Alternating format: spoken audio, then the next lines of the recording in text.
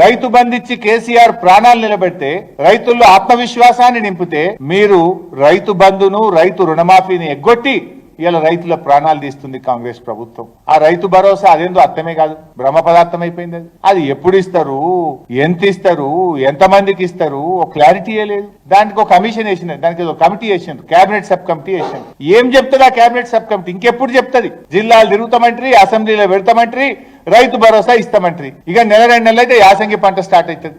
నెల 2 నెలలు అయితే యాసంగి పంట షురు అవుతుంది. మరి యాసంగి పంట స్టార్ట్ అయినాక వానాకాలం పెట్టుబడి సాయం చేస్తారా? పెట్టుబడి సహాయానికి అర్థం తెలుసా మీకు? పంటకు పెట్టుబడి సహాయం అది. దుక్కి దున్నడానికో, నార్లు వేయడానికో, నాట్లు వేయడానికో, కలుపు తీయడానికో, ఎరువుల మందు వేయడానికో ఇవ్వాల్సిన డబ్బు. దుక్కి దున్నుడైపోయింది, నార్లు ఓసుడైపోయింది, నాట్లు వేసుడైపోయింది, యూరియా డిఏపి మందులు వేసుడు అయిపోయింది. ఇక కోత మాత్రమే మిగిలింది. ఇంకెప్పుడు ఇస్తారు రైతు భరోసా? ఎన్నడిస్తారు రైతు భరోసా? ఎంతమందికి ఇస్తారు? ఎంతమందికి ఎగబెడతారు? ఎంత ఇస్తారు? ఏమైంది ఆ కేబినెట్ సబ్ కమిటీ? నేను అడుగుతా ఉన్నా.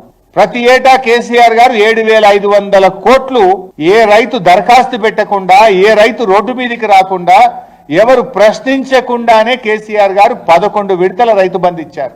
రైతులు రోడ్లు ఎక్కుతున్నా, రైతులు మిమ్మల్ని అడ్డుకుంటున్నా, ఇప్పటికీ మీరు మీ రైతు బంధు రాకపాయే.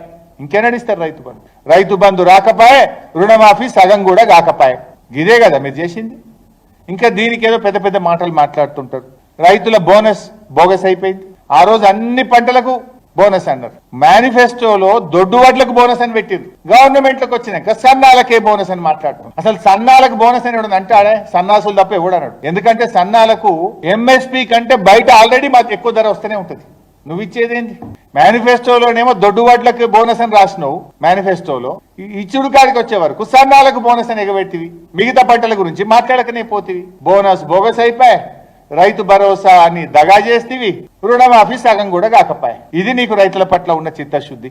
నేను అందుకే ఈ ప్రభుత్వాన్ని ఇప్పటికైనా కోరుతా ఉన్నా, రేవంత్ రెడ్డి గారు, నువ్వు 15 ఆగస్టులోగా రుణమాఫీ చేస్తా అని చెప్పి రైతులను మోసం చేసినావు. రైతులకు క్షమాపణ చెప్పు.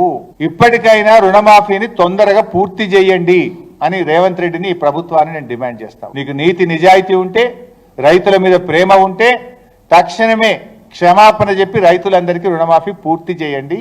రైతులకు భరోసా కల్పించండి. సురేందర్ రెడ్డి లాగా మరో రైతు ఆత్మహత్య చేసుకోక ముందు కళ్ళు తెరవండి అని కోరుతా ఉన్నాం.